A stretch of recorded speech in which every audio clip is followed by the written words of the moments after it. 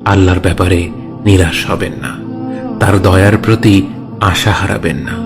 যখন কোনো বান্দার জন্য দুনিয়া সংকীর্ণ হয়ে আসে, বিশেষ করে যখন আপনাকে মানুষ পরিত্যাগ করে, এবং বিশেষ করে এমন কেউ যার উপর আপনি আস্থা রাখতেন কিন্তু সে আপনাকে নিরাশ করেছে, আপনি আল্লাহর পরে তার উপরই আশা রাখতেন অথচ সে আপনাকে লাঞ্ছিত করেছে, সেই সময় জেনে রাখবেন যে আল্লাহ চাচ্ছেন আপনি তার শরণাপন্ন হন। এই পৃথিবীর সবচেয়ে সুখী মানুষ হচ্ছে সে যে আল্লাহর দিকে তার মুখ ফেরায়। এই পৃথিবীর সবচেয়ে সুখী মানুষ সে যে আল্লাহর কাছে তার হৃদয় সমর্পণ করে।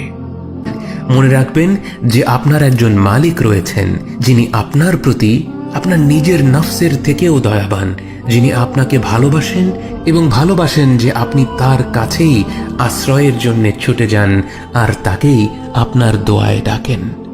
জেনে রাখবেন যে একমাত্র আল্লাহর প্রতি দৃঢ় বিশ্বাসী আপনার জীবনের সংকীর্ণতা দূর করে প্রাচুর্য এনে দিতে পারে, অন্ধকার দূর করে আবার আলোকিত করে দিতে পারে। আপনি জেনে রাখবেন যে আল্লাহ আপনার প্রতি আপনার নিজের থেকেও বেশি দয়াবান। একমাত্র এই বিশ্বাসটাই আপনার সকল দুশ্চিন্তা ও বিষণ্ণতা